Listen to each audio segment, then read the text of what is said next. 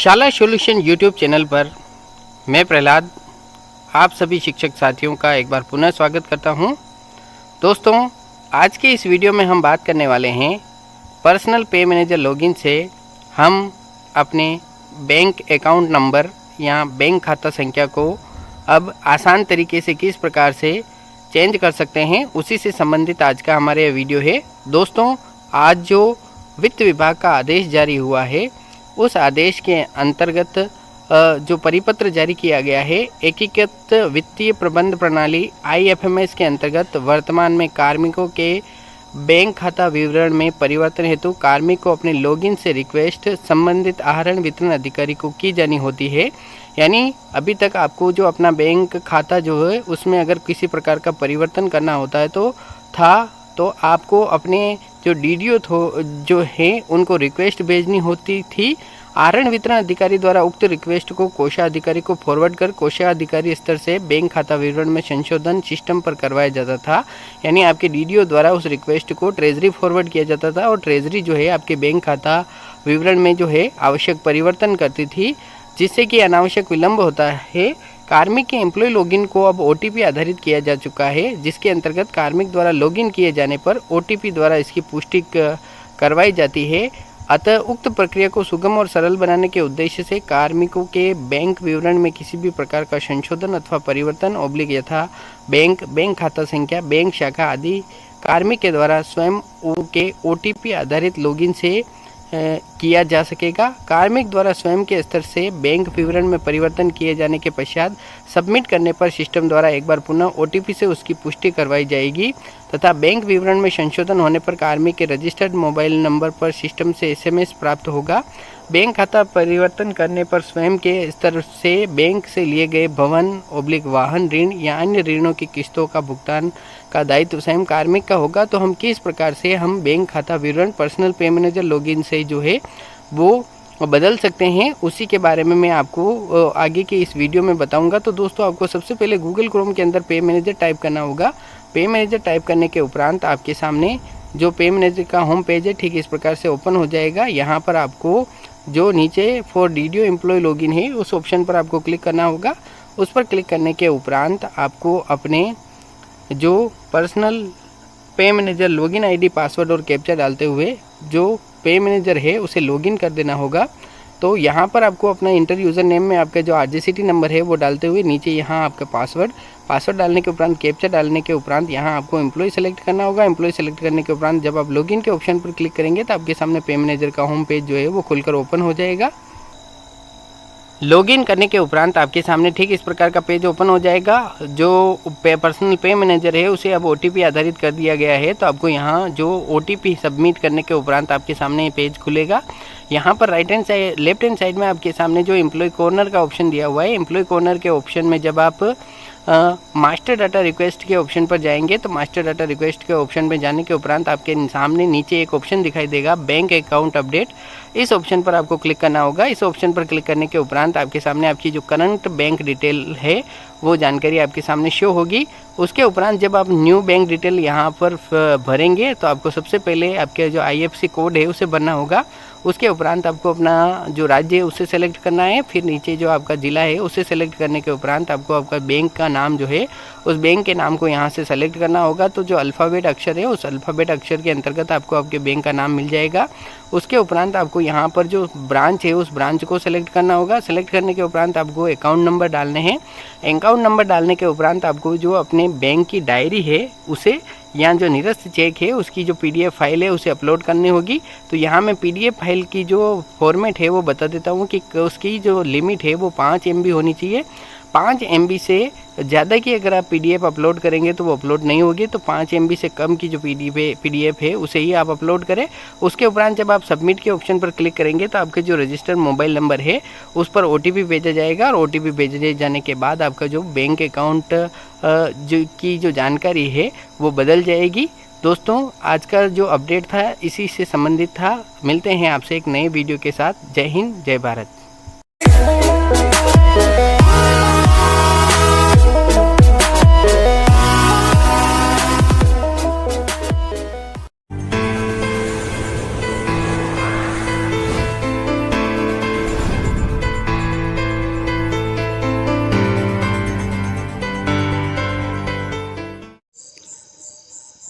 नमस्कार शिक्षक साथियों, शाला सॉल्यूशन यूट्यूब चैनल पर मैं प्रहलाद दाकड़ आप सभी शिक्षक साथियों का स्वागत करता हूं।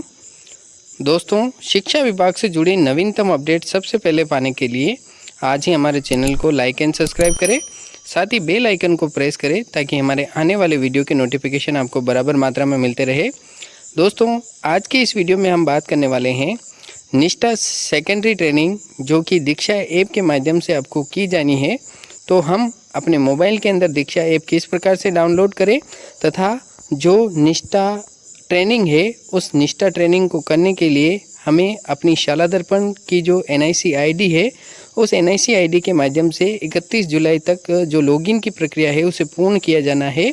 तो उसे हम किस प्रकार से पूर्ण करें? यदि आपने 31 जुलाई तक आप NIC ID के द्वारा जो दीक्षा ऐप है उसके द्वारा जो निष्ठा ट्रेनिंग है उस पर लॉगिन नहीं करेंगे तो आप जो है अगले 1 तारीख से 20 तारीख तक जो कोर्स चलेगा उसमें आप भाग नहीं ले सकेंगे। तो इस वीडियो में हम बात करेंगे कि हम किस प्रकार से दीक्षा ऐप डाउनलोड करें और स्वयं की NIC ID के माध्यम से लॉगिन की प्रक्रिया को किस प्रकार पूर्ण करें।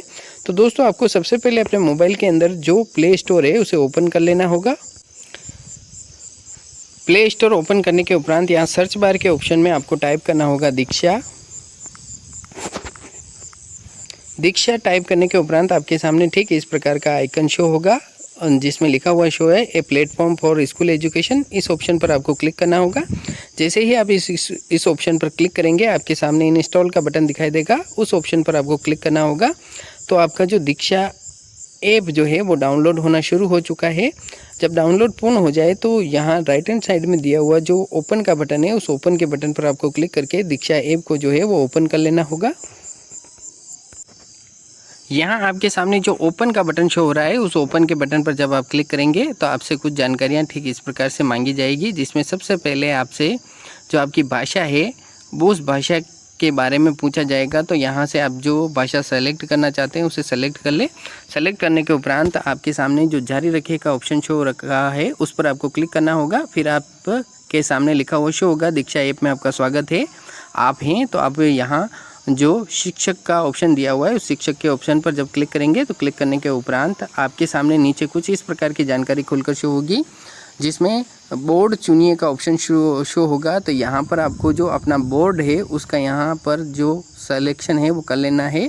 तो यहाँ मैं स्टेट राजस्थान जो है उसे सेलेक्ट कर लेता हूँ। सेलेक्ट करने के उपरांत अपना माध्यम जो चुनिए उस माध्यम को मैं यहाँ सेलेक्ट कर लेता हूँ। सेलेक्ट करने के उपरांत जो कक्षा है उसे आपको चुनना है। तो मैं यहाँ जो क्लास है उसे चुन लेता हूँ। चुनने के उपरांत यहाँ जारी रखे के ऑप्शन पर हम क्लिक करेंगे। तो जारी रखे के ऑप्शन पर क्लिक करने के उपरांत आपके सामने लिखा हुआ शो हो रहा है प्रोफाइल को सफलतापूर्वक अपडेट कर दिया गया है। फिर उसके उपरांत आपके सामने आपका राज्य खुलेगा। राज्य खुलने के उपरांत आपको अपना जो ज़िला है उस ज़िले को यहाँ पर चयनित कर लेना होगा। चयनित करने के उपरांत जमा करे के ऑप्शन पर आपको क्लिक करना होगा। क्लिक करने के उपरांत आपके सामने ठीक इस प्रकार की जो विंडो है वो खुलकर शो होने लग जाएगी। उसके उपरांत आपको नीचे जो ऑप्शन दिए हुए हैं, नीचे ऑप्शन दिया हुआ है आपको किसी भी कोर्स में शामिल होने के लिए लॉगिन करें। तो आपको सामने नीचे जो ऑप्शन दिए हुए हैं, नीचे में जो ऑप्शन दिए हुए हैं उनके बारे में मैं आपको यहाँ बता दूँ। तो आपको सामने नीचे जो ऑप्शन दिया हुआ है कोर्स संबंधी ऑप्शन, उस ऑप्शन पर जब आप क्लिक करेंगे तो आपके सामने कुछ इस प्रकार का इंटरफेस खुलकर ओपन होगा। किसी भी कोर्स में शामिल होने के लिए लॉगिन करें तो आपको यहाँ जो लॉगिन करे उस ऑप्शन पर क्लिक करना होगा। उस ऑप्शन पर क्लिक करने के उपरांत आपके सामने ठीक इस प्रकार की जो विंडो है वो खुल जाएगी। तो यहाँ पर आपको जो लॉगिन विथ स्टेट सिस्टम का ऑप्शन दिया हुआ है उस ऑप्शन पर आपको क्लिक करना होगा। क्लिक करने के उपरांत आपके सामने जो है आपकी जो NIC ID जो है यानी आपका जो स्टाफ विंडो है, स्टाफ विंडो की जो जानकारी जिसमें आप पर्सनल जो स्टाफ विंडो ID है उस स्टाफ विंडो ID के माध्यम से लॉगिन करते हैं वो जानकारी आपके सामने खुलकर शो होने लग जाएगी। यहाँ फिर से आपको जो जानकारी है वो पूछी जा रही है, सेलेक्ट योर स्टेट। तो यहाँ पर आपको अपना राज्य जो है उसे पुनः सेलेक्ट कर लेना होगा। उसके उपरांत यहाँ सबमिट के ऑप्शन पर क्लिक करना होगा। सबमिट के ऑप्शन पर जैसे ही आप क्लिक करेंगे तो आपकी जो स्टाफ लॉगिन है वो आपके सामने खुलकर शो होने लग जाएगा, जहाँ पर आपको अपने स्टाफ NIC ID जो पासवर्ड है उसे और कैप्चा डालते हुए यहाँ से जो लॉगिन का है ऑप्शन दिया हुआ है उस पर आपको क्लिक करना होगा। जैसे ही आप लॉगिन के ऑप्शन पर क्लिक करेंगे तो आपके सामने कुछ इस प्रकार से जो जानकारियां हैं वो खुलकर शो होने लग जाएगी। यहाँ से आपको टर्म एंड कंडीशन जो है वो मांगी जा रही है। तो यहाँ मैं उपयोग के नियम एवं शर्तों को स्वीकार करता हूँ, जारी रखें के ऑप्शन पर आपको क्लिक करना होगा। क्लिक करने के उपरांत आपके सामने जो ठीक इस प्रकार से आपके जो कोर्स है वो कोर्स यहाँ पर शो होने लग जाएंगे। यहाँ अभी होना राजस्थान कार्यपुस्तिका प्रशिक्षण जो है वो शो हो रहा है। जैसे ही 1 अगस्त आएगा, 1 अगस्त आते ही आपके सामने आपके कोर्स जो है वो खुलने शुरू हो जाएंगे। तो दोस्तों आपको जो दीक्षा ऐप है उसे डाउनलोड कर लेना है। डाउनलोड करने के उपरांत हमने जिस प्रकार वीडियो में बताया है उस स्टेप को फॉलो करते हुए आपको जो प्रशिक्षण के लिए लॉगिन करने का जो कार्य है वो करना है। आशा करता हूँ दोस्तों आपको मेरा ये वीडियो पसंद आया होगा। अगर मेरा ये वीडियो पसंद आया हो तो अधिक से अधिक अपने मित्रों तक इसे शेयर कीजिए और नीचे लाल अक्षरों में लिखे हुए सब्सक्राइब के बटन पर जरूर क्लिक कर दीजिए ताकि हमारे आने वाले वीडियो के नोटिफिकेशन आपको बराबर मात्रा में मिलते रहे। दोस्तों आज की इस वीडियो में यहाँ तक ही, आगे मिलते हैं फिर एक नए वीडियो के साथ। तब तक जय हिंद, जय भारत।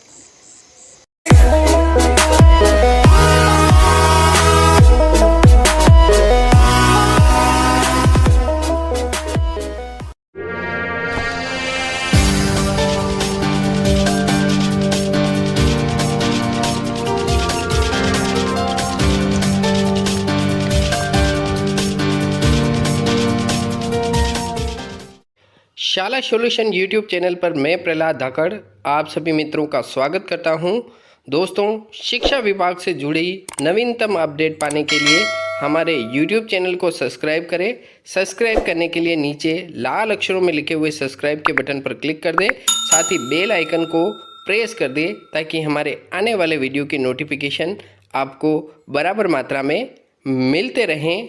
दोस्तों आज के इस वीडियो में मैं बात करने वाला हूं राजस्थान सरकार की स्वास्थ्य योजना जिसे RGHS के नाम से जाना जाता है।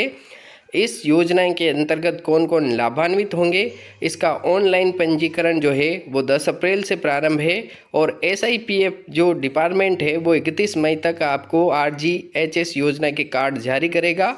तो पूरे वीडियो की जानकारी साथियों, जो RGHS योजना है ये योजना जो है अनिवार्य रूप से मंत्रियों, अखिल भारतीय सेवा के अधिकारियों, MLAs, पूर्व MLAs, सेवा और सेवानिवृत्त न्यायिक अधिकारियों, सरकारी कर्मचारियों की सेवा चाहे वो पुरानी हो या नई पेंशन योजना के तहत कवर हो, यानी आप चाहे GPF के कार्मिक हो या NPS के कार्मिक हो, और पेंशनरों ऑब्लिक पेंशनर परिवारों को कवर करेगी। यानी राजस्थान सरकार की जो स्वास्थ्य योजना है वो मंत्रियों, अखिल भारतीय सेवा के कार्मिकों से लेकर जो नवीन पेंशन योजना के कार्मिक हैं या पुरानी पेंशन योजना के जो कार्मिक हैं उन सभी के लिए यह लागू होगी। साथ ही साथ ये योजना स्वायत्त निकायों, बोर्ड, निगम आदि के कर्मचारियों और पेंशनरों पर भी लागू होगी।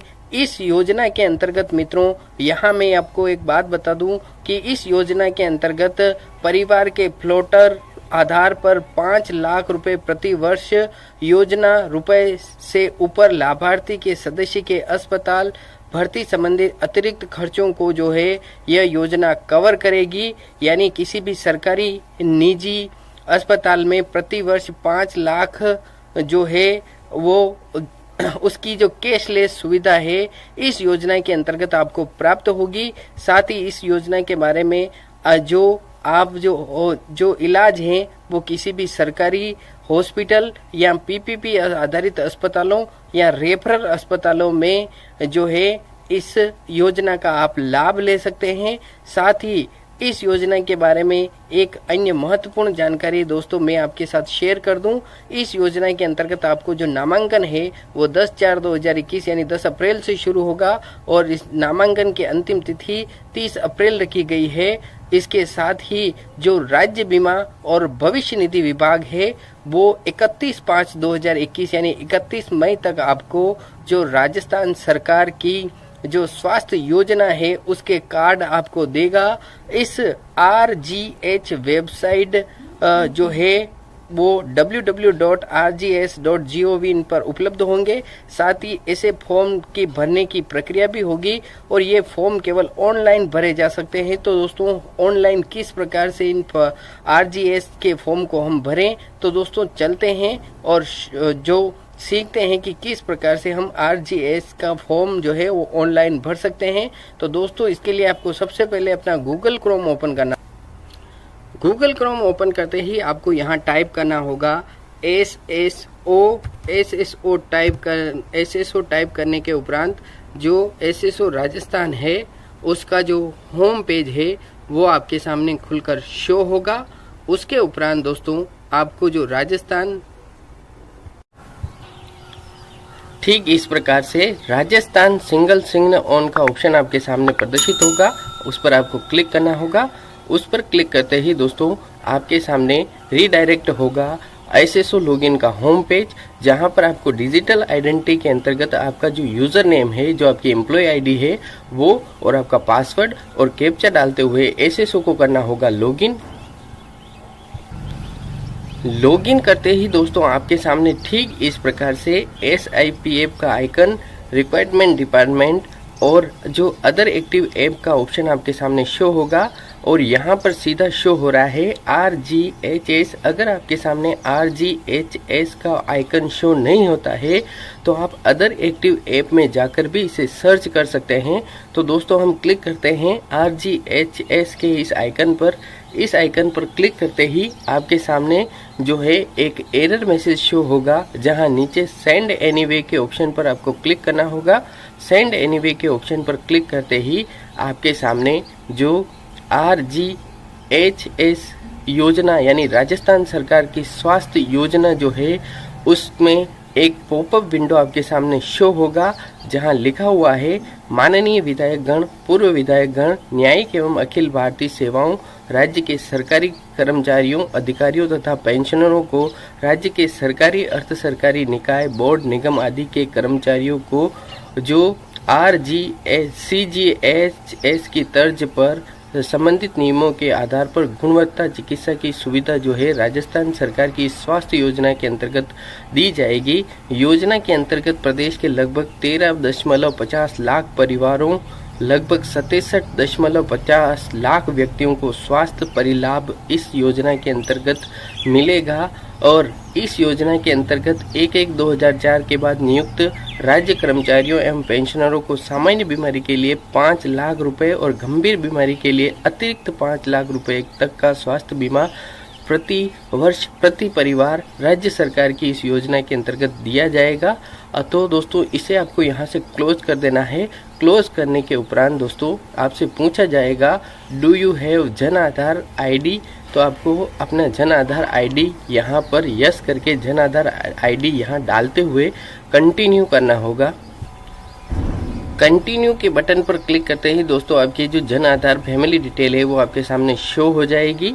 यहाँ पर आपको अंतिम ऑप्शन शो हो रहा है गवर्नमेंट एम्प्लॉय, तो जो गवर्नमेंट एम्प्लॉय है उसके आगे आपको टिक करना होगा और टिक करने के उपरांत दोस्तों जो कंटिन्यू का नीचे जो बटन दिया हुआ है उस पर आपको क्लिक करना होगा। यहाँ पर एक जानकारी और शेयर कर दूं दोस्तों कि अगर आप और अतिरिक्त इसमें अगर जोड़ना चाहते हैं फॉर एडिशन और deletion of family member please visit Jan Aadhaar portal, यानी जन आधार पोर्टल पर जाकर अपनी फैमिली डिटेल के अंदर कुछ भी जो मेंबर है उसे जोड़ सकते हैं या डिलीट कर सकते हैं। जब आप कंटिन्यू के बटन पर क्लिक करेंगे, कंटिन्यू के बटन पर क्लिक करते ही जो एम्प्लॉय है उसका नाम आपके सामने शो होगा। कैटेगरी के अंतर्गत आपको जो मेंबर है उसकी जो कैटेगरी क्या है, तो अगर आप एनपीएस कर्मचारी है तो सर्विंग एम्प्लॉय फॉर्म 11/2004 का आपको चयन करना है। और अगर आप ओल्ड पेंशन स्कीम यानी जीपीएफ के कर्मचारी है तो पेंशनर कवर अंडर एनपीएस इस ऑप्शन का आपको चयन करना होगा। तो हम एनपीएस के लिए फॉर्म 11/2004 के ऑप्शन का चयन करते हैं और यहाँ हम अपनी एम्प्लॉय आईडी डालकर इसे वेरीफाई कर देते हैं। वेरीफाई की ऑप्शन पर क्लिक करते ही दोस्तों आपके सामने आपके परिवार का जो विवरण है वो पुनः खुलकर शो होगा। यहाँ पर जो आपके परिवार का विवरण है उसमें रिलेशनशिप आपको जो है वो चूज़ करना होगा। साथ ही यहाँ इस गवर्नमेंट एम्प्लॉई तो यहाँ पर जो है वो आपको NA सेलेक्ट करना होगा। यहाँ स्पेशल एबल्ड में नो सेलेक्ट करना होगा और मटेरियल जो स्टेटस है उसमें जो है आपको अपना ऑप्शन सेलेक्ट करते हुए मंथली इनकम का जो ऑप्शन है उसे सेलेक्ट करते हुए आप जब यहाँ कंटिन्यू के बटन पर क्लिक करेंगे तो उसके उपरांत आपके सामने जो मैसेज है वो लिखा हुआ शो होगा, योर रजिस्ट्रेशन इज सक्सेसफुली। तो आपका जो रजिस्ट्रेशन है वो RGHS स्कीम के अंतर्गत हो चुका है। आशा करता हूं दोस्तों आपको मेरा ये वीडियो पसंद आया होगा। अधिक से अधिक संख्या में वीडियो को लाइक करना, चैनल को सब्सक्राइब करना ना भूलें। जय हिंद, जय भारत, वंदे मातरम।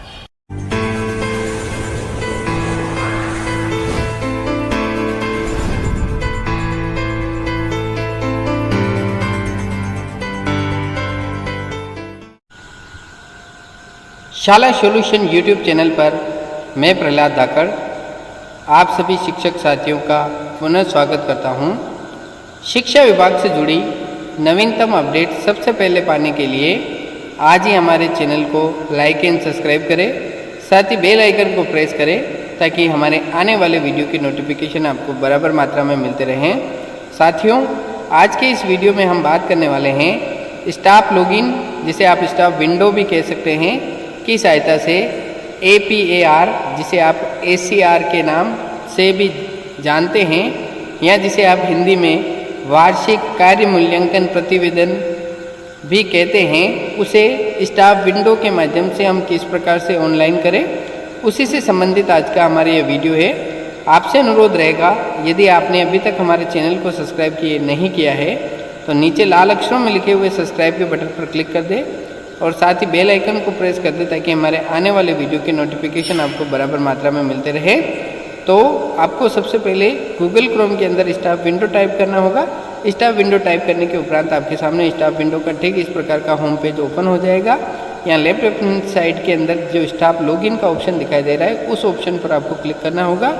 क्लिक करने के उपरांत आपकी जो स्टाफ लॉगिन ID, पासवर्ड और कैप्चा डालते हुए यहाँ से स्टाफ लॉगिन को आपको जो है लॉगिन कर देना होगा।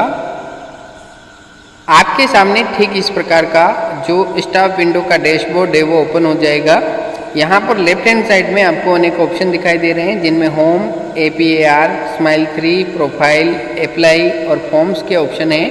आपको यहाँ APAR का ऑप्शन जो है उस ऑप्शन पर क्लिक करना होगा।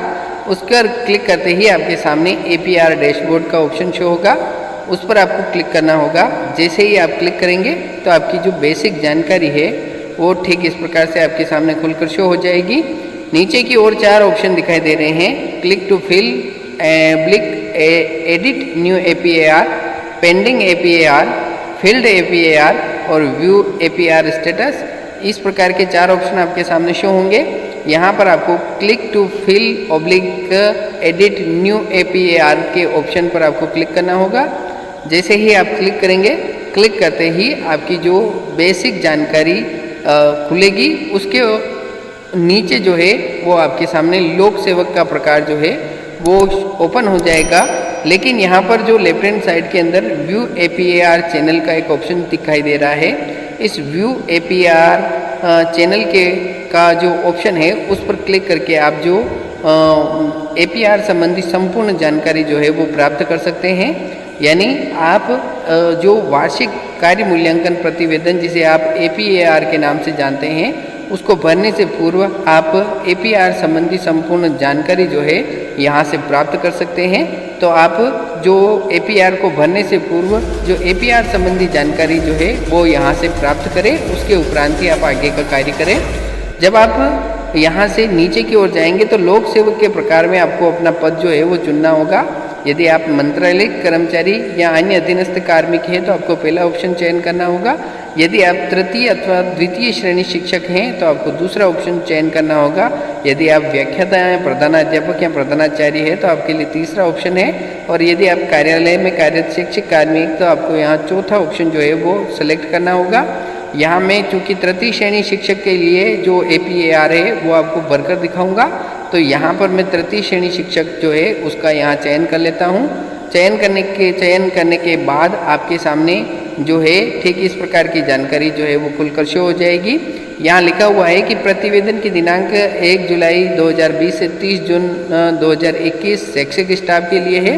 यदि आप मंत्रालय कर्मचारी है तो आपके लिए जो शैक्षिक वर्ष होगा वो होगा 1 अप्रैल 2020 से 31 मार्च 2021 तक, यानी मंत्रालय कर्मचारियों को जो APR भरी जानी है वो 1 अप्रैल से 31 मार्च तक के बीच में। और जो शैक्षिक स्टाफ है जिसमें अध्यापक, प्रधानाध्यापक, व्याख्याता शामिल है वो 1 जुलाई से 30 जून तक अपनी APR जो है वो भरेंगे।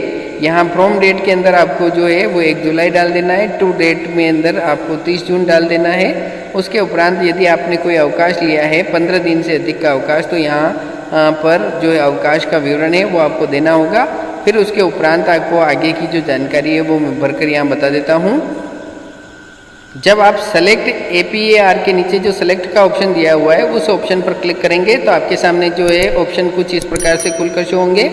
APR की प्रविष्टि की जानी है। उक्त अवधि में लोक सेवक राजकीय सेवा में नहीं था, उक्त अवधि में लोक सेवक अन्य सेवा में कार्यरत था, किसी के अधीन न्यूनतम 3 माह सुपरविजन में सेवा नहीं, अन्य जो है।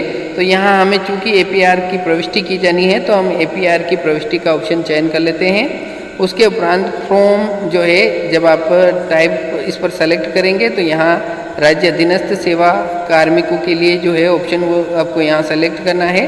फिर जो आपकी पोस्ट है वो अपने आप यहाँ शो होगी, पोस्टिंग पैलेस जो है वो शो होने लग जाएगा। उसके उपरांत आगे एक्शन के अंदर जो सेव का ऑप्शन दिया हुआ है, सेव के ऑप्शन पर आपको यहाँ से क्लिक कर देना है। जैसे ही आप सेव के ऑप्शन पर क्लिक कर देंगे तो आपकी स्वयं की जो भरी हुई जानकारी है वो ठीक इस प्रकार से शो होने लग जाएगी। आपको यहाँ नीचे की ओर जाना है।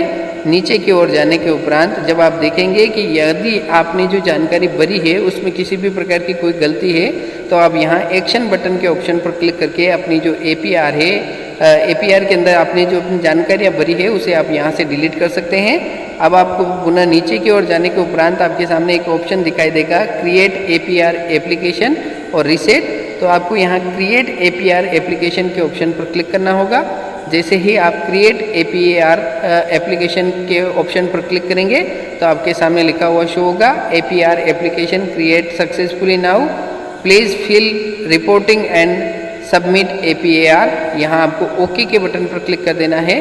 ओके के बटन पर क्लिक करने के उपरांत आप जब नीचे की ओर जाएंगे तो आपके सामने जो APR पीरियड है वो शो हो रहा है। यहाँ पर आपको अपने रिपोर्टिंग ऑफिसर और रिव्यूइंग ऑफिसर जो है उनका चयन करना है। चयन करने के लिए आपको सामने जो चूज ऑफिसर का बटन है उस ऑप्शन पर क्लिक करना होगा।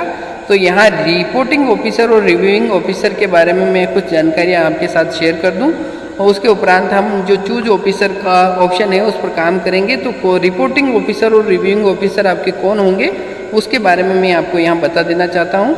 यदि आप लेवल 1 या लेवल 2 के अध्यापक हैं तो आपके जो रिपोर्टिंग अधिकारी होंगे वो आपके पदेन पंचायत प्रारंभिक शिक्षा अधिकारी होंगे। यानी जो लेवल 1 और लेवल 2 में कार्यरत अध्यापक जो प्राथमिक या उच्च प्राथमिक विद्यालयों में कार्यरत हैं उनकी रिपोर्टिंग अधिकारी जो है वो पदेन पंचायत प्रारंभिक शिक्षा अधिकारी होंगे और उनके रिव्यूइंग ऑफिसर जो है वो मुख्य ब्लॉक शिक्षा अधिकारी होंगे। लेकिन यदि आप राजकीय माध्यमिक विद्यालय या उच्च माध्यमिक विद्यालय में तृतीय श्रेणी लेवल 1, लेवल 2 के अध्यापक हैं या शारीरिक शिक्षक हैं तो आपके जो प्रतिवेदक अधिकारी मतलब जो रिपोर्टिंग अधिकारी है वो आपके संस्था प्रधान होंगे और साथ ही आपके जो रिव्यूइंग ऑफिसर है वो मुख्य ब्लॉक शिक्षा अधिकारी होंगे। इसके अलावा यहाँ जो कुछ जानकारी जो है वो मैं अन्य आपके लिए शेयर कर दूं। यदि आप जो हैं वो राजकीय माध्यमिक विद्यालय या उच्च माध्यमिक विद्यालय में वरिष्ठ अध्यापक हैं तो आपके जो रिपोर्टिंग अधिकारी हैं वो आपके संस्था प्रधान होंगे। साथ ही आपके जो रिव्यूइंग ऑफिसर जो है, समीक्षक अधिकारी जो है वो मुख्य ब्लॉक शिक्षा अधिकारी होंगे। तो आपको रिपोर्टिंग ऑफिसर और रिव्यूइंग ऑफिसर का चयन अत्यंत सावधानी से करना है। उसके उपरांत जब आप चूज ऑफिसर के ऑप्शन पर क्लिक करेंगे तो आपके सामने आपके रिपोर्टिंग ऑफिसर और रिव्यूइंग ऑफिसर की जो जानकारी है वो खुलकर शो होने लग जाएगी।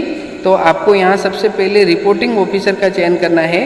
तो रिपोर्टिंग ऑफिसर का चयन करते समय आपके सामने 3 ऑप्शन शो हो रहे हैं, एक्टिव, रिटायर्ड और डेथ। तो चूंकि हमारे जो रिपोर्टिंग ऑफिसर हैं वो एक्टिव हैं, यानी वो रिटायर्ड और उनकी डेथ नहीं हुई है, इसीलिए हम यहाँ एक्टिव का चयन कर लेते हैं। उसके उपरांत नीचे आपको यहाँ जो नो है का ऑप्शन है उसे सेलेक्ट करते रहना है। फिर आपको अपने यहाँ जो डिस्ट्रिक्ट है उस डिस्ट्रिक्ट का यहाँ चयन कर लेना है। चयन करने के उपरांत आपके सामने जो ब्लॉक हैं जिले के वो उसकी लिस्ट जो है वो आपके सामने खुल जाएगी। यहाँ पर आपकी जो करंट पोस्ट है उस करंट पोस्ट का, आपके रिपोर्टिंग अधिकारी की जो करंट पोस्ट है उसका आपका यहाँ पर चयन कर लेना है। चयन करने के उपरांत आप यहाँ जो नाम है वो भर सकते हैं और जब आप यहाँ जो सर्च का ऑप्शन है उस सर्च के ऑप्शन पर क्लिक करेंगे तो यहाँ जब सेलेक्ट ऑफिसर के ऑप्शन पर जब आप क्लिक करेंगे, सर्च के ऑप्शन पर क्लिक करने के उपरांत सेलेक्ट ऑफिसर के ऑप्शन पर क्लिक करेंगे तो आपके सामने आपके जो रिपोर्टिंग ऑफिसर है उनका नाम जो है वो खुलकर शो होने लग जाएगा। लेकिन यहाँ पर कुछ न कुछ जो तकनीकी समस्या है उसके कारण नाम जो है वो शो नहीं हो पा रहा है। हम एक बार पुनः कोशिश करते हैं।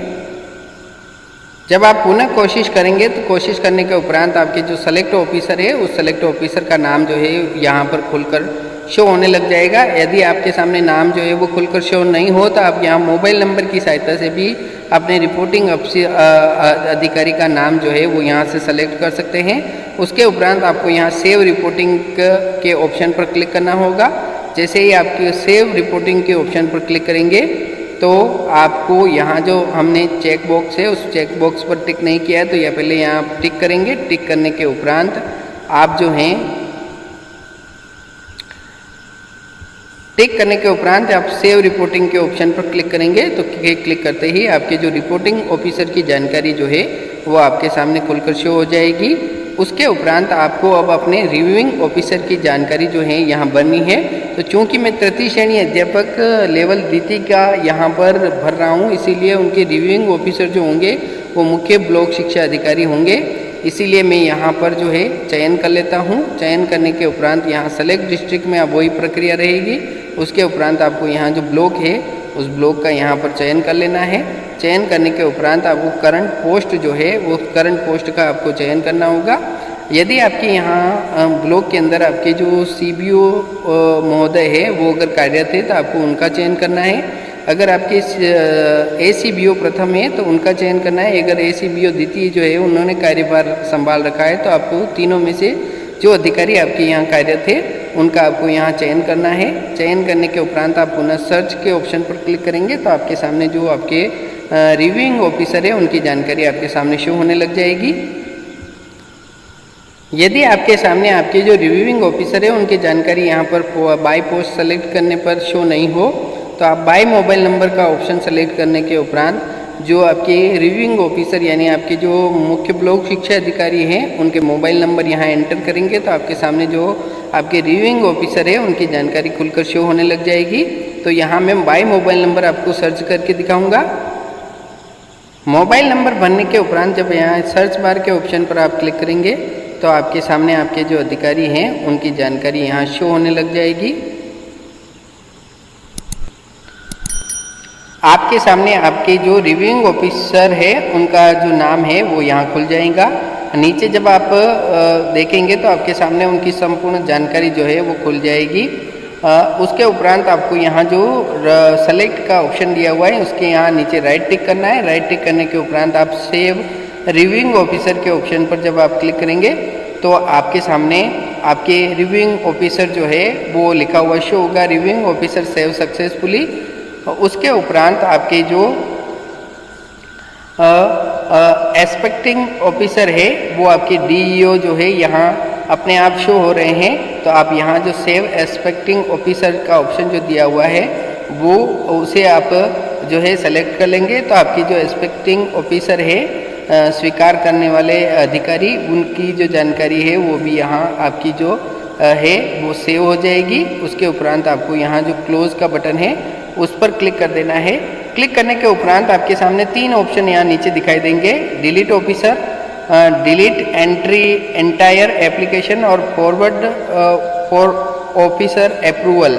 यानी जब आप forward for approval officer approval के ऑप्शन पर क्लिक करेंगे तो आपके जो तृतीय श्रेणी अध्यापकों के जो PEEO है उनके पास आपके जो वार्षिक कार्य मूल्यांकन प्रतिवेदन है वो चला जाएगा। वो वहाँ से आपके जो SCR या जिसे आप APAR कह सकते हैं उसे यहाँ से जो है वो स्वीकार कर सकते हैं या अस्वीकार भी कर सकते हैं। यानी उनके पास दोनों प्रकार के ऑप्शन रहेंगे कि वो आपके ACR या APAR को स्वीकार भी कर सकते हैं और अगर उन्हें लगता है कि किसी प्रकार की गलती है तो उनके पास रिजेक्ट करने का ऑप्शन भी रहेगा। साथ ही अगर आप इस एप्लीकेशन को जो है वो डिलीट करना चाहते हैं तो आप डिलीट एंटायर एप्लीकेशन के ऑप्शन पर क्लिक करेंगे तो आपकी जो सारी जानकारी आपने भरी हुई थी वो जो है वो डिलीट हो जाएगी। अगर आप आपको लगता है कि अगर आपने जो रिपोर्टिंग ऑफिसर और रिव्यूइंग ऑफिसर का जो चयन किया है उसमें किसी प्रकार की गलती है तो आप डिलीट ऑफिसर के ऑप्शन पर क्लिक करके भी जो ऑफिसर आपने चयन किए थे उन्हें आप डिलीट कर सकते हैं। दोस्तों आशा करता हूँ आपको मेरा ये वीडियो पसंद आया होगा। आगे DDO के द्वारा किस प्रकार से जो ACR या APAR जो है उसे स्वीकार किया जा सकता है या रिजेक्ट किया जा सकता है उसके लिए मैं आपके लिए अलग वीडियो लेकर आऊँगा। आशा करता हूँ आपको मेरा ये वीडियो पसंद आया होगा। अपने अधिक से अधिक मित्रों तक इस वीडियो को शेयर कीजिएगा। Thank you very much. जय हिंद।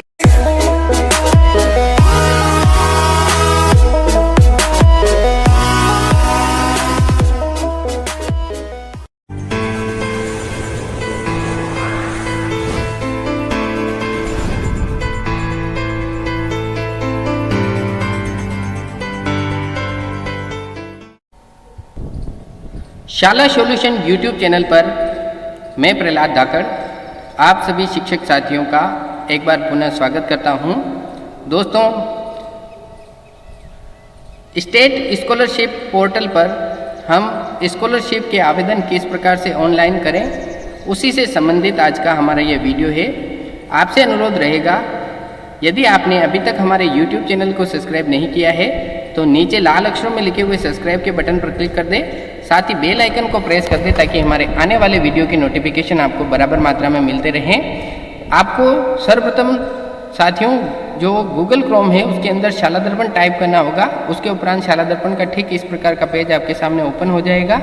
यहाँ पर जो लेफ्ट हैंड साइड में लॉगिन का ऑप्शन दिखाई दे रहा है, इस लॉगिन के ऑप्शन पर आपको क्लिक नहीं करना है, सीधा आप नीचे की ओर जाएंगे और जब आप नीचे की ओर जाएंगे तब आपके सामने कुछ इस प्रकार के ऑप्शन शो होंगे जिसमें सिटीजन विंडो, स्टाफ विंडो और स्टाफ सिलेक्शन के ऊपर एक स्क्रॉल बार में विभिन्न जो टैब हैं वो आपके सामने शो हो रहे हैं। तो इनमें जब आप स्कॉलरशिप का जो टैब है वो आपको दिखाई देगा, उस स्कॉलरशिप के टैब पर आपको क्लिक करना होगा। जैसे ही आप क्लिक करेंगे तो स्कॉलरशिप का होम पेज आपके सामने ठीक इस प्रकार से खुलकर ओपन हो जाएगा। इसकी संपूर्ण जानकारी आपके सामने शो हो रही है। इसमें आपको मैं नीचे स्क्रॉल करके बता देता हूँ संपूर्ण जानकारी इस स्कॉलरशिप पोर्टल की जो है वो आपके सामने शो हो रही है। अब आपको पुनः ऊपर की ओर जाना होगा। ऊपर की ओर जाने पर आपके सामने 4 प्रकार के ऑप्शन शो हो रहे हैं। About us, check, eligibility, FAQ, contact us और लॉगिन। तो आपको यहाँ लॉगिन के ऑप्शन पर क्लिक करना है।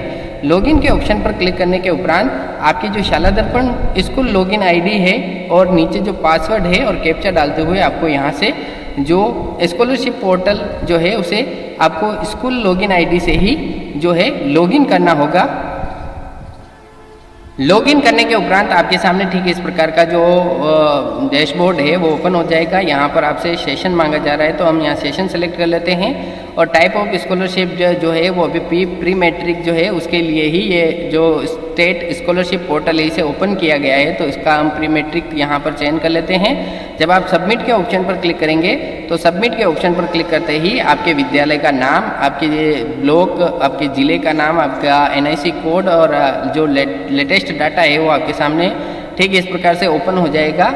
यहाँ राइट हैंड साइड में अभी हम डैशबोर्ड पर हैं। यहाँ पर आपके सामने कुछ ऑप्शन शो हो रहे हैं, dashboard, identification, fill application, allotment, submit application, application status और रिपोर्ट जैसे ऑप्शन शो हो रहे हैं।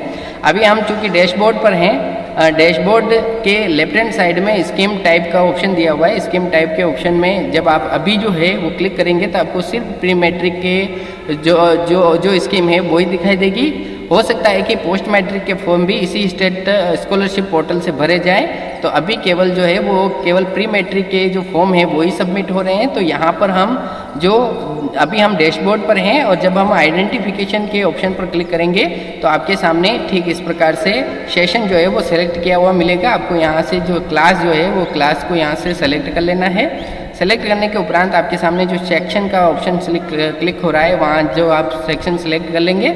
उसके उपरांत स्टूडेंट टाइप में जो है वो आप यहाँ पर तीन प्रकार के ऑप्शन शो हो रहे हैं, show all student, show only eligible student, show only not eligible student oblique pending status. तो यहाँ हम शो ऑल स्टूडेंट के ऑप्शन पर को सेलेक्ट करते हुए शो स्टूडेंट के ऑप्शन पर क्लिक करेंगे। जैसे ही आप शो स्टूडेंट के ऑप्शन पर क्लिक करेंगे तो आपके सामने संपूर्ण विद्यार्थी जो है वो प्रदर्शित होने लग जाएंगे। यहाँ पर टोटल स्टूडेंट की संख्या शो हो रही है और उसके उपरांत छात्रवृत्ति के लिए पात्र जो है अभी तक हमने किसी विद्यार्थी को पात्र नहीं किया, इसलिए यहाँ 0 शो हो रहा है। अब आपको नीचे की ओर जाना होगा। नीचे की ओर जाने पर आपको किसी एक विद्यार्थी का मॉडल के रूप में मैं यहाँ चयन करके आपको संपूर्ण प्रक्रिया बताऊँगा। आपको यहाँ पर जो है सबसे पहले विद्यार्थी के सामने जो है अगर वो छात्रवृत्ति के लिए पात्र है तो उसका पात्र के ऑप्शन का चयन करना है, अपात्र के लिए अपात्र और छात्रवृत्ति के लिए आवेदन नहीं करना चाहता, इन तीनों में से एक ऑप्शन का आपको चयन करना है। तो यहाँ चूंकि ये छात्रवृत्ति के लिए पात्र है तो मैं यहाँ इसका सेलेक्ट कर लेता हूँ। सेलेक्ट करने के उपरांत जब हम नीचे की ओर जाएंगे तो नीचे की ओर जाने के बाद हमें यहाँ ट्रांसफ़र फॉर अलॉटमेंट के ऑप्शन पर क्लिक करना होगा। जैसे ही हम ट्रांसफ़र फॉर अलॉटमेंट के ऑप्शन पर क्लिक करेंगे लिखा हुआ शो हो रहा है identification of student save successfully, you can now start filling individual application in next step. यहाँ से हम क्लोज के ऑप्शन पर क्लिक कर देते हैं। जब आप पुनः नीचे की ओर जाएंगे तो ठीक इस प्रकार से आपके सामने आपकी जो स्टूडेंट है उसकी जानकारी यहाँ शो होने लग गई है। जो है वो कास्ट, जेंडर और रिमूव फ्रॉम लिस्ट, यानी अगर आपको लगता है कि नहीं ये विद्यार्थी छात्रवृत्ति के लिए पात्र नहीं है तो इसे आप रिमूव के ऑप्शन पर क्लिक करके भी इस स्टूडेंट का जो डेटा है उसे डिलीट कर सकते हैं। उसके उपरांत आपको डैशबोर्ड के बाद आइडेंटिफिकेशन के बाद फिल एप्लीकेशन फॉर्म के ऑप्शन पर क्लिक करना होगा। यहाँ पर आपको पुनः क्लास जो है वो सेलेक्ट करनी होगी।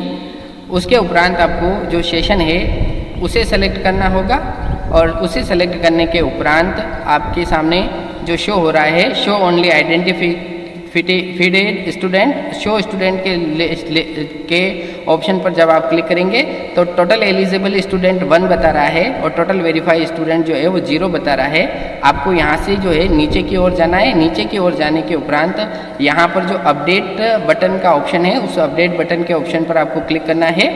जब आप अपडेट बटन के ऑप्शन पर क्लिक करेंगे तो विद्यार्थी की समस्त जानकारी आपके सामने शो होने लग जाएगी। यहाँ पर जो है आपको आधार, जन आधार जो है उन सभी का ऑथेंटिफिकेशन जो है वो करना होगा। तो यहाँ जो है मैं एक का जो ऑथेंटिकेशन है वो आपको यहाँ करता जाऊँगा। यहाँ पर जो पिछले साल हमने ऑथेंटिकेशन किया था वो यहाँ शो हो रहा है। जब आप आधार का पुनः ऑथेंटिकेशन कर देंगे तो जो डेट है वो बदल जाएगी। जब आप इसे अपडेट कर लेंगे तो आपको लेफ्ट हैंड साइड में अपडेटेड का ऑप्शन जो है वो शो होने लग जाएगा। जब आप नीचे की ओर जाएंगे पुनः तो आपके सामने जो जन आधार है वो जन आधार शो होगा और जन आधार को जो है आपको यहाँ जो है अपडेट के ऑप्शन पर क्लिक करते हुए अपडेट कर लेना है। जैसे ही आप अपडेट के ऑप्शन पर क्लिक करेंगे तो जो आपका जन आधार और आधार जो है वो अपडेट हो जाएगा। अपडेट होने के बाद आपको पुनः नीचे की ओर जाना है। नीचे की ओर जाने के उपरांत आपके सामने जो बैंक इन्फॉर्मेशन है वो यहाँ लेफ्ट हैंड साइड में पेंडिंग शो हो रही है। जब आप इसे अपडेट करेंगे तो अपडेट करने के बाद ये पेंडिंग का जो ऑप्शन है वो हट जाएगा। तो यहाँ पर जो नीचे अपडेट का ऑप्शन दिया हुआ है, इसे हम यहाँ अपडेट के ऑप्शन पर क्लिक कर लेंगे। अपडेट के ऑप्शन पर क्लिक करते ही आपकी जो जानकारी है वो अपडेट हो जाएगी। यहाँ पर लेफ्ट हैंड साइड में जब आप देखेंगे तो अपडेटेड लिखा हुआ शो हो रहा है। उसके उपरांत जब आप पुनः नीचे की ओर जाएंगे तो नीचे की ओर जाने पर आपके सामने जो डॉक्यूमेंट वेरिफिकेशन है वो यहाँ शो हो रहा है। तो उसे भी आपको यहाँ अपडेट करना होगा। जो कास्ट सर्टिफिकेट जो है उसके आधार पर वो जो ऑप्शन दिए हुए हैं, आधार, Jan Aadhaar, birth certificate, caste certificate, आपको यहाँ जो है जब आप अपडेट के ऑप्शन पर क्लिक करेंगे तो यहाँ लेफ्ट हैंड साइड में पेंडिंग का जो ऑप्शन दिखाई दे रहा है वो हट जाएगा। तो यहाँ पर जो है मैं अपडेट के ऑप्शन पर क्लिक कर देता हूँ। उसके उपरांत आपको यहाँ पर जो एनुअल फेलेनी इनकम सर्टिफिकेट यानी जो आय प्रमाण पत्र है वो आपने प्राप्त कर लिया है। तो आपको यहाँ पर जो है राइट टिक के ऑप्शन पर क्लिक कर देना है। अगर जो बच्चा है वो ओबीसी या एसबीसी से संबंधित है तो आपको यहाँ पर भी राइट टिक करना होगा। उसके उपरांत आप यहाँ जब अपडेट के ऑप्शन पर क्लिक कर देंगे तो छात्र की जो जानकारी है वो भी अपडेट हो जाएगी। यानी हमने जो वार्षिक आय संबंधी दस्तावेज जो है वो प्राप्त कर लिया है। और उसके उपरांत जब आप नीचे की ओर जाएंगे तो नीचे की ओर जाने के उपरांत आपके सामने जो फादर की इनकम है वो शो होगी। आपको इसे भी यहाँ पर अपडेट करना होगा। तो ये पेंडिंग का जो ऑप्शन शो हो रहा है वो भी यहाँ से हट जाएगा। तो आप यहाँ अपडेट के ऑप्शन पर क्लिक कर देंगे। अपडेट के ऑप्शन पर क्लिक करने के उपरांत आपकी जो पिता की वार्षिक आय थी वो भी जो है वो अपडेट शो होने लग जाएगी।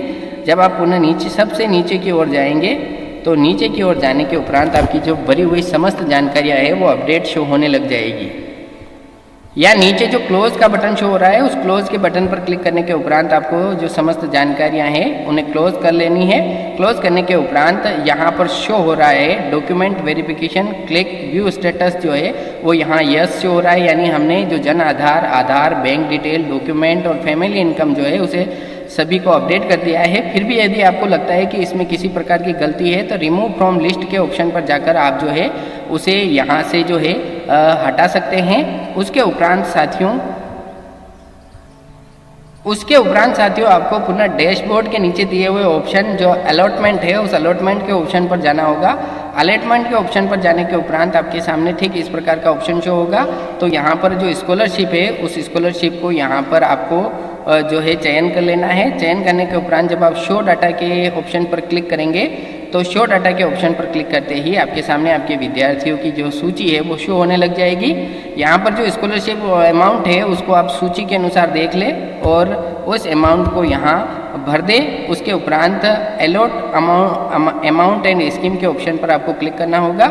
तो लिखा हुआ शो हो रहा है scholarship allotted and amount save successfully. आपको यहाँ क्लोज के बटन पर क्लिक कर देना है। उसके उपरांत आपको पुनः जो है डैशबोर्ड के नीचे दिए हुए ऑप्शन जो है सबमिट एप्लीकेशन, उस सबमिट एप्लीकेशन के ऑप्शन पर क्लिक करना होगा। क्लिक करने के उपरांत आपको पुनः जो स्कॉलरशिप टाइप है उसका यहाँ चयन करना है। जब आप गो बटन के ऑप्शन पर क्लिक करेंगे तो गो बटन के ऑप्शन पर क्लिक करते ही आपके सामने आपके विद्यार्थी की जो जानकारी है वो शो हो जाएगी। यहाँ पर हमारे विद्यार्थी की जानकारी शो हो रही है। और यदि आपको लगता है कि किसी प्रकार की गलती है तो आप फिर से इस विद्यार्थी को जो है वो रिमूव कर सकते हैं। और नीचे जब आप संपूर्ण विद्यार्थियों की जो स्कॉलरशिप डेटा है वो भर दें उसके बाद फाइनल लॉक फॉर एप्लीकेशन के ऑप्शन पर आपको क्लिक करना होगा। जो विद्यार्थी है उसकी जो जारी जानकारियां हैं वो लॉक हो जाएगी। उसके उपरांत जब आप नीचे की ओर जाएंगे तो एक ऑप्शन दिखाई दे रहा है आपको डैशबोर्ड के नीचे एप्लीकेशन स्टेटस। उस एप्लीकेशन स्टेटस के ऊपर आप विद्यार्थी के एसआर नंबर डालकर जो वो शो स्टूडेंट एप्लीकेशन का ऑप्शन है उस पर क्लिक करेंगे तो आपके द्वारा भरे हुए फॉर्म का जो स्टेटस है वो आपको यहाँ शो होने लग जाएगा। उसके उपरांत आप जो रिपोर्ट है वो रिपोर्ट जो है student count report, status report दोनों प्रकार की यहाँ से देख सकते हैं। आगे के अन्य ऑप्शनों के बारे में आपको मैं अगले अपने वीडियो में आपको बताऊंगा। ये एक डेमो वीडियो था जो आपको मैंने बताया। अगर आपको मेरा ये वीडियो पसंद आया हो तो अधिक से अधिक अपने शिक्षक साथियों तक शेयर कीजिए। साथ ही यदि आपको ये वीडियो अच्छा लगा हो तो हमारे चैनल को सब्सक्राइब करना ना भूलें। जय हिंद, जय भारत, वंदे मातरम। Thank you very much.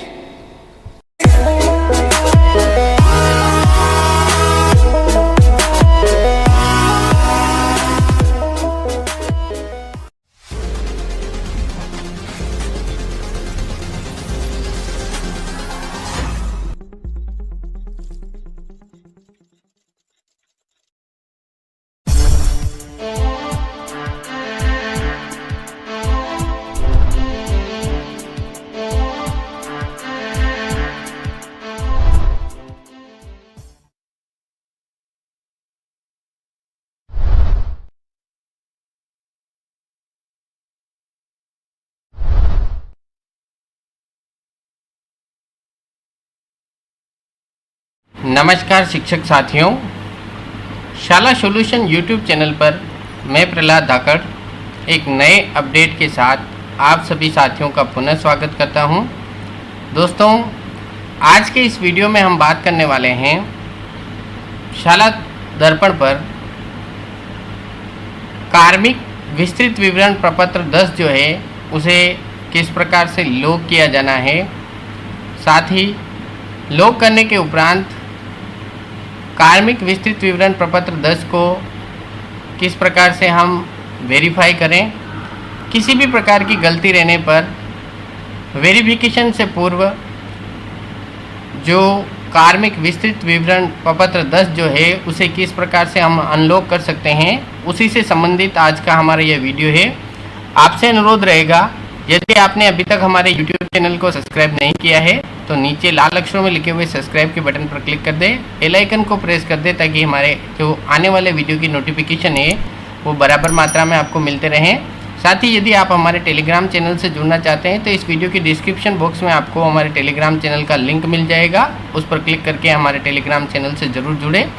दोस्तों, आपको स्कूल लॉगिन आईडी के माध्यम से सर्वप्रथम आपका जो शाला दर्पण है उसे लॉगिन कर देना होगा।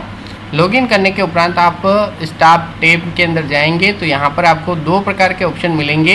एक है आपका स्टाफ फॉर्मेट 10 वेरिफिकेशन और दूसरा राइट हैंड साइड में आपको दिखाई देगा staff detail profile entry form 10। उस ऑप्शन पर आपको क्लिक करना होगा।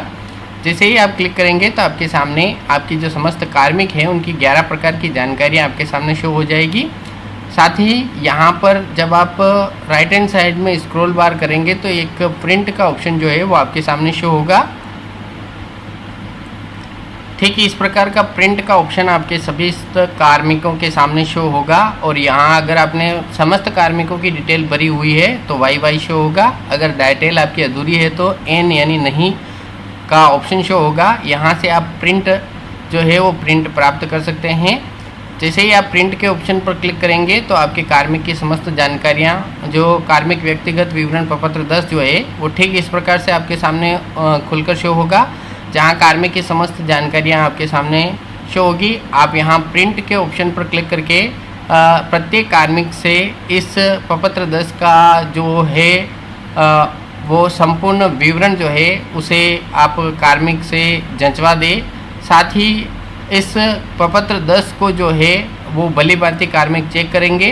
साथ ही विद्यालय स्तर पर बनने वाली जो 2 सदस्यीय समिति है, 2 सदस्यीय या 3 सदस्यीय समिति जो है वो इस प्रपत्र का जो है सेवा सत्यापन करेगी। यानी आपकी जो सर्विस बुक है साथ ही आपकी व्यक्तिगत पत्रावली जो है उस व्यक्तिगत पत्रावली से कार्मिक व्यक्तिगत विवरण प्रपत्र 10 का मिलान किया जाएगा।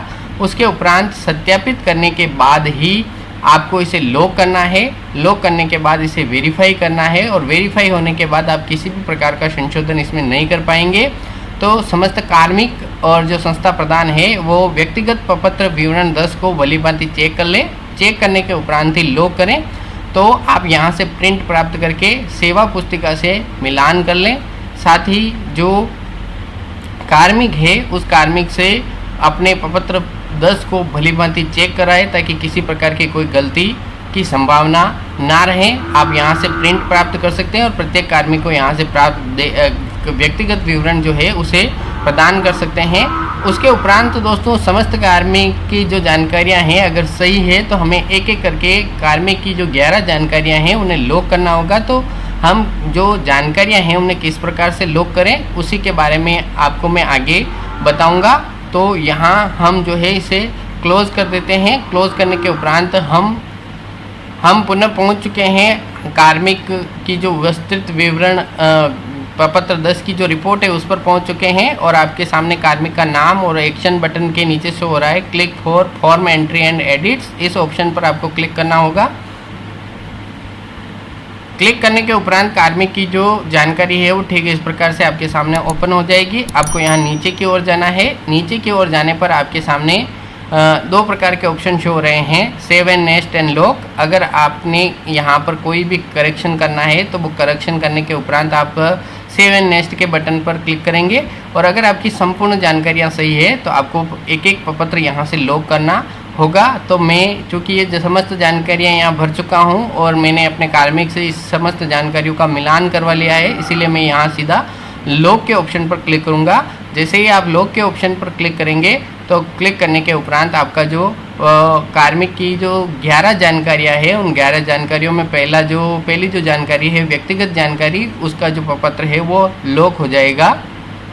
ठीक इस प्रकार से आपके सामने लिखा हुआ शो होगा, डिटेल लॉक सक्सेसफुली। आपको यहाँ क्लोज कर देना है। क्लोज करने के उपरांत जो लॉक का बटन था वो यहाँ से हट गया है। यहाँ से हमें नेक्स्ट के बटन पर क्लिक करना होगा। जैसे ही हम नेक्स्ट के बटन पर क्लिक करेंगे तो हमारे सामने जो अगली जानकारियाँ हैं, शैक्षिक योग्यता संबंधी जानकारी, वो हमारे सामने खुलकर शो होगी। उसे हमें यहाँ से लॉक करना होगा।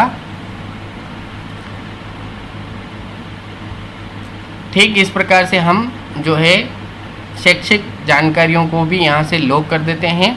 ठीक इस प्रकार से हमें एक एक करके जो 11 जानकारियाँ हैं, उन 11 जानकारियों को आपको लॉक करते हुए आगे की ओर बढ़ जाना है। यानी प्रत्येक कार्मिक की 11 जानकारियाँ आपको अलग अलग रूप से लॉक करनी होगी।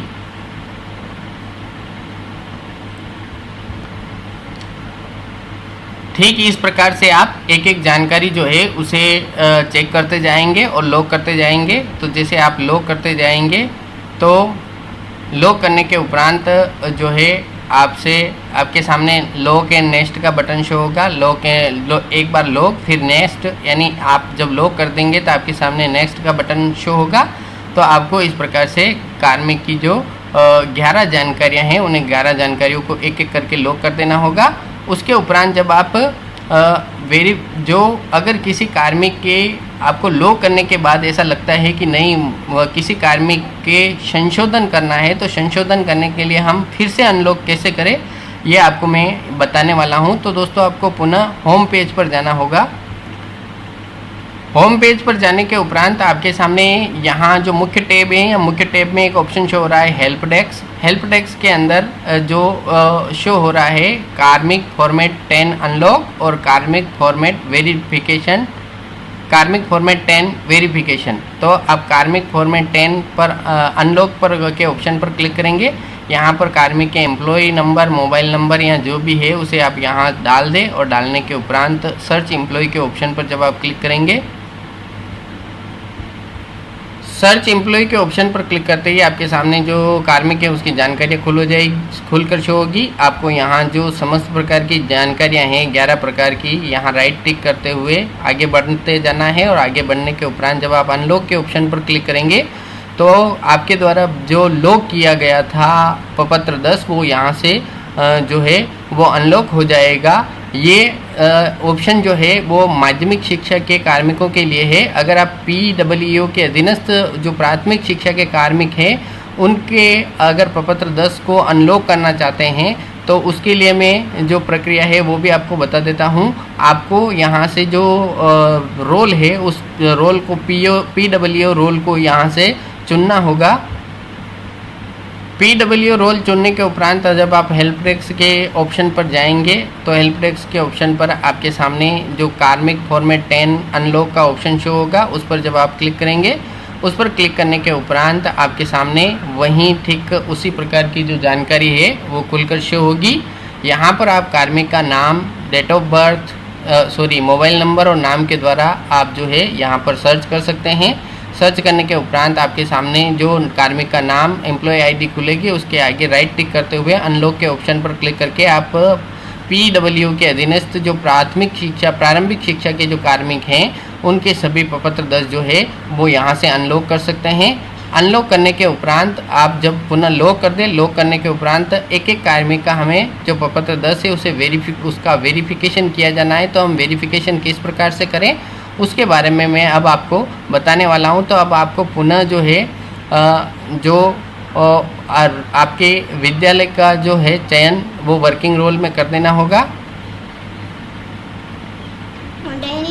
वेरिफिकेशन के लिए आपको पुनः कार्मिक के ऑप्शन पर चयन करना है और जब आप कार्मिक फॉर्मेट 10 वेरिफिकेशन के ऑप्शन पर क्लिक करेंगे तो आपके सामने आपका स्कूल जो है वो शो हो जाएगा।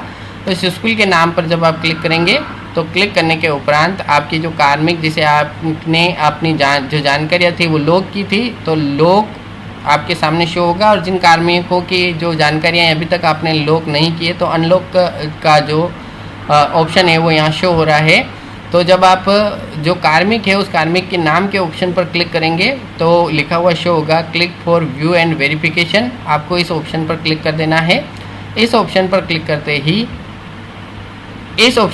करते ही आपके सामने कार्मिक का जो प्रथम जानकारी है, बेसिक इन्फॉर्मेशन, व्यक्तिगत जानकारी जो है वो आपके सामने खुलकर शो हो जाएगी। यहाँ पर जो सत्यापित करे का ऑप्शन आपके सामने शो हो रहा है उस पर जब आप क्लिक करेंगे तो कार्मिक की प्रथम जानकारी जो है वो आपके सामने सत्यापित हो जाएगी। इस प्रकार से आपको जो कार्मिक की 11 जानकारियाँ हैं वो एक एक करके सत्यापित करना है। सत्यापित करने और लॉक करने से पूर्व जो आपकी विद्यालय की प्रधानाचार्य द्वारा बनाई गई जो कमेटी है वो कमेटी संपूर्ण जो जानकारियां हैं उनको सेवा पुस्तिका और व्यक्तिगत पत्रावली यानी आपकी जो पर्सनल पीएफ है उसे मिलान करेंगे। मिलान करने के उपरांत समस्त जानकारियां सही होने पर लॉक करेंगे।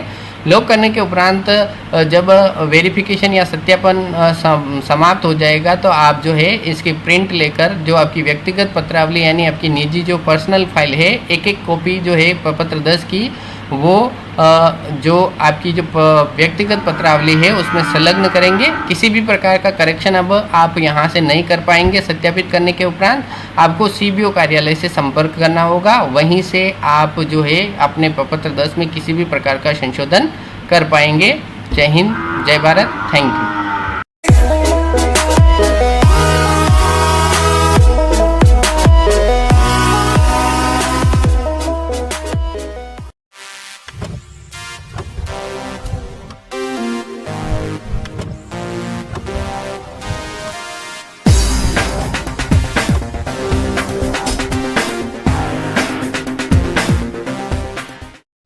नमस्कार शिक्षक साथियों, शाला सॉल्यूशन यूट्यूब चैनल पर मैं प्रहलाद आपका स्वागत करता हूं। दोस्तों, इसी प्रकार के विभागीय अपडेट सबसे पहले पाने के लिए हमारे चैनल को सब्सक्राइब करना ना भूलें। सब्सक्राइब करने हेतु नीचे लाल अक्षरों में दिए हुए सब्सक्राइब के बटन पर क्लिक कर दीजिए और बेल आइकन को प्रेस कर दीजिए ताकि हमारे आने वाले वीडियो की नोटिफिकेशन आपको बराबर मात्रा में मिलते रहे। दोस्तों, आज का जो हमारा अपडेट संबंधित है शाला दर्पण पर किसी भी कार्मिक के नाम में किस प्रकार से संशोधन किया जाए। यानी दोस्तों, TAF भरते समय बहुत सारे शिक्षकों के नाम में मिसमैच हो रहा है। ऐसे में शाला दर्पण पर किस प्रकार से नाम करेक्शन किया जा सकता है, उसका प्रोसेस क्या है। तो दोस्तों, सबसे पहले आपको ओपन करना होगा गूगल क्रोम ओपन करने के उपरांत लिखना होगा शाला दर्पण लिखने के उपरांत दोस्तों आपके सामने ठीक इस प्रकार का इंटरफेस ओपन होगा जिसमें आपको लॉगिन नेम, पासवर्ड और कैप्चा डालते हुए कर देना है लॉगिन करने के उपरांत दोस्तों आपके सामने ठीक इस प्रकार से शाला दर्पण के जो मुख्य टैब हैं वो आपके सामने खुलकर प्रदर्शित हो जाएंगे। आपको जाना होगा स्कूल में। स्कूल पर जाने के उपरांत आपको क्लिक करना होगा, नीचे प्रदर्शित हो रहा है स्कूल के अंदर आपका help centre module school issues, उस पर आपको क्लिक करना है। उस पर क्लिक करने के उपरांत दोस्तों आपके सामने ठीक इस प्रकार का इंटरफेस ओपन होगा जिसमें राइट हैंड साइड पर लिखा हुआ है click here to report an issue. उस पर आपको क्लिक करना है। उस पर क्लिक करने के उपरांत दोस्तों ठीक इस प्रकार से आपके सामने जो पॉपअप है वो खुलकर प्रदर्शित होगा जिसमें आपको सबसे पहले प्रॉब्लम मेन कैटेगरी, इसमें आपको सेलेक्ट करना है स्टाफ रिलेटेड इशू। उसके उपरांत दोस्तों जो प्रॉब्लम सब कैटेगरी है उसमें से आपको नीचे जाते हुए जो सेलेक्ट करना है staff name and employee ID updation, उस पर क्लिक करना है। उस पर क्लिक करने के उपरांत उसके उपरांत दोस्तों प्रॉब्लम डिस्क्रिप्शन में आपको अपनी एम्प्लॉय आईडी, आधार नंबर, नेम ऑन पोर्टल यानी शाला दर्पण पर जो आपका नाम है वो आप करेक्ट नेम में आपका सही नाम जो कक्षा 10वीं की मार्कशीट के आधार पर हो उसको यहाँ प्रॉब्लम डिस्क्रिप्शन में आपको भर देना है। उसके उपरांत दोस्तों यहाँ चूज फाइल में आपको जो कक्षा 10 की मार्कशीट की फोटोकॉपी, उसके साथ आपकी सर्विस बुक का पहला पेज और विद्यालय का फॉरवर्डिंग लेटर जो है वो यहाँ अटैच करना है जिसकी साइज होगी 200 KB उसके उपरांत दोस्तों आपको यहाँ प्रॉब्लम रिपोर्ट करे पर क्लिक कर देना है। उस पर क्लिक करने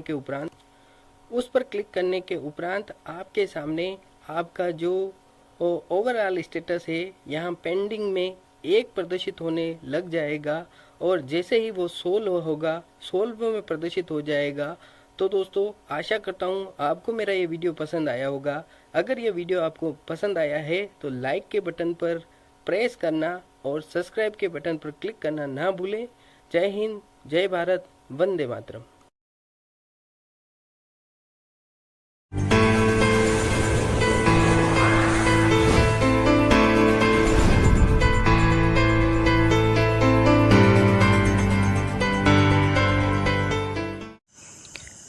नमस्कार प्यारे विद्यार्थियों,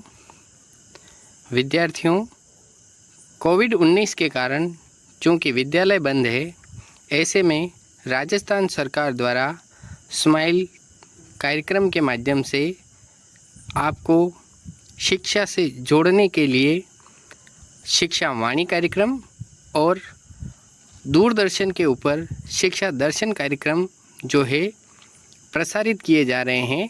ऐसे में प्यारे बच्चों, हम किस प्रकार कान लगाएं और पढ़ते जाएं, बढ़ते जाएं। शिक्षा वाणी कार्यक्रम जो है हम अपने मोबाइल पर किस प्रकार से सुने, उसी से संबंधित आज के इस वीडियो में हम बात करने वाले हैं।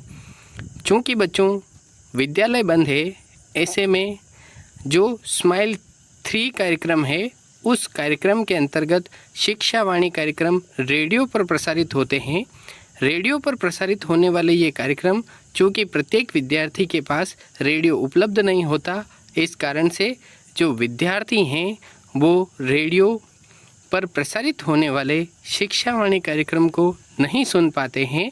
ऐसे में हम अपने मोबाइल पर किस प्रकार से शिक्षा वाणी कार्यक्रम को सुने और साथ ही अपने अध्ययन को निरंतर जारी रखें, इसके लिए विद्यार्थियों मैं आपको इस वीडियो के माध्यम से शिक्षा वाणी कार्यक्रम को सुनने के लिए हम जो एक ऐप है वो किस प्रकार से डाउनलोड करें और किस प्रकार से रेडियो को अपने मोबाइल पर सुने, उसी से संबंधित मैं आपको जो पूरी प्रक्रिया है वो बताने वाला हूँ।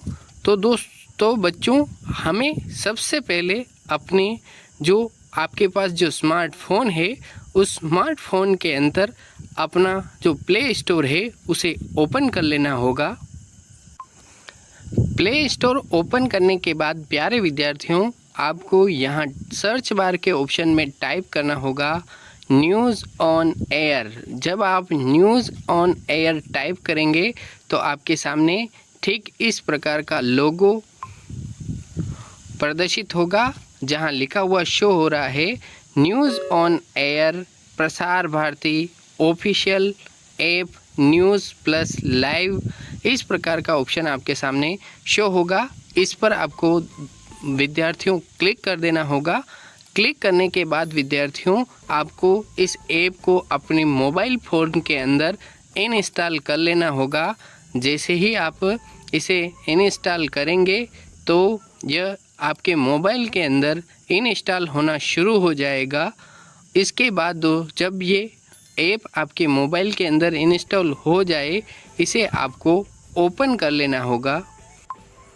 ठीक इस प्रकार से बच्चों आपको यहाँ ओपन के बटन पर क्लिक करना होगा। ओपन बटन पर क्लिक करते ही आपके सामने ठीक इस प्रकार का लोगो शो होगा। यहाँ से आपको जो आपकी भाषा है उसके बारे में पूछा जाएगा, तो यहाँ पर आपको अपनी भाषा हिंदी सेलेक्ट कर लेनी है और नीचे कंटिन्यू के बटन पर क्लिक कर देना है। जैसे ही आप कंटिन्यू के बटन पर क्लिक करेंगे, आपके सामने जो दूरदर्शन के सभी चैनल जो इस ऐप के माध्यम से लाइव चलते हैं वो आपके सामने शो होने लगेंगे। जो शिक्षा दर्शन कार्यक्रम है, जो राजस्थान सरकार द्वारा स्माइल 3 के अंतर्गत प्रसारित किए जाने वाले जो कार्यक्रम है, वो चूँकि इस ऐप पर उपलब्ध नहीं होने के कारण आप वो कार्यक्रम इस ऐप पर नहीं देख सकेंगे। लेकिन विद्यार्थियों, यदि आप शिक्षा वाणी कार्यक्रम जो रेडियो के माध्यम से राजस्थान सरकार द्वारा प्रसारित किए जा रहे हैं, अगर आप उन्हें सुनना चाहते हैं तो उसके लिए सबसे ऊपर आपको जो रेडियो का बटन दिखाई दे रहा है, ठीक इस प्रकार से जो रेडियो का बटन दिखाई दे रहा है, उस रेडियो के बटन पर आपको क्लिक करना होगा।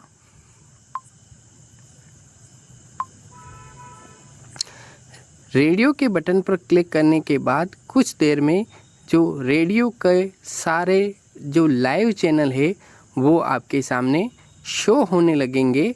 देखिए प्यारे विद्यार्थियों, यहाँ पर धीरे धीरे सारे चैनल आपके सामने खुल चुके हैं और नीचे जो है आप जो आपका राज्य है, जैसे हमारा राज्य जो राजस्थान है, तो राजस्थान के राजस्थान के जो रेडियो चैनल है उन्हें हम नीचे जाकर भी ढूंढ सकते हैं, या आप चाहें तो सीधा जो सर्च बार का ऑप्शन ऊपर दिखाई दे रहा है, यहाँ सर्च बार के ऑप्शन में जब आप JAIPUR लिखेंगे, जयपुर टाइप करेंगे, तो जयपुर टाइप करते ही आपके सामने आकाशवाणी जयपुर और एयर जयपुर VBS जो है वो आपके सामने चैनल शो होने लग गए हैं।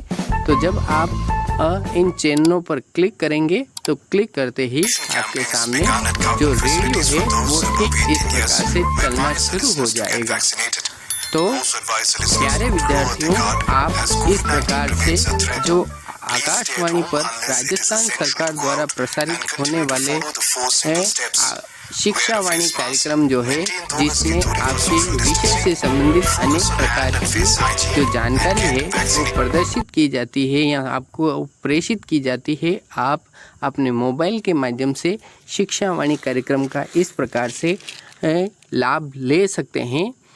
जब विद्यार्थियों, आपको मैं शिक्षा वाणी कार्यक्रम के बारे में बता दूं, शिक्षा वाणी कार्यक्रम जो है वो सुबह 11 बजे से लगाकर शाम को 4 बजे तक प्रसारित होता है और इसमें प्रसारित होने वाली सामग्री के बारे में आप और अधिक जानकारी अपने शिक्षकों से प्राप्त कर सकते हैं।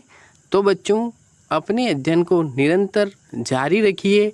आप इस प्रकार इस शिक्षा वाणी ऐप से जुड़िए। साथ ही अगर आपको मेरा ये वीडियो पसंद आया हो तो अपने अधिक से अधिक विद्यार्थी मित्रों को शेयर कीजिए, ताकि उन्हें भी इस शिक्षा वाणी ऐप के माध्यम से पढ़ने का मौका मिल सके।